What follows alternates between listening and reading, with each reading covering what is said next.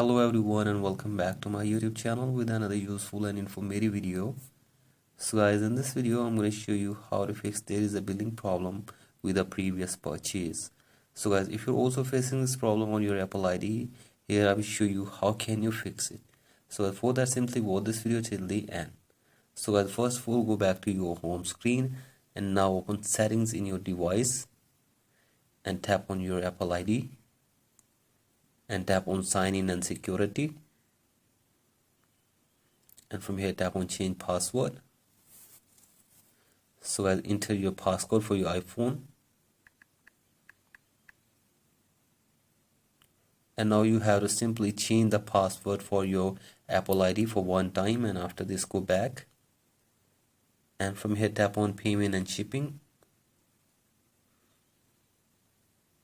So guys, wait for some seconds here and enter your Apple ID password.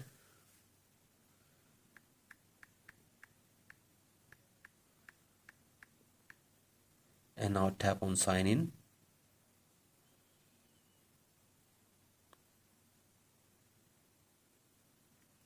So guys, wait for some seconds here. And you have to simply remove your payment method from here for one time.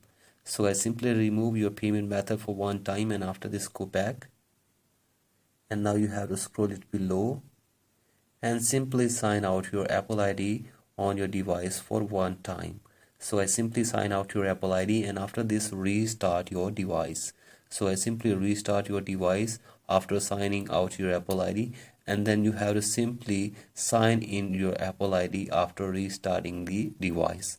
So I simply restart the device and sign in your Apple ID again in your device, and now open your Apple ID again and tap on payment and shipping and wait for some seconds here. And from here you have to add your payment method again in your device. So I simply add your payment method again in your device, and after this hopefully your problem will be fixed. So that's it for today's video. Hope this video helps you. Please like and subscribe to my YouTube channel as well.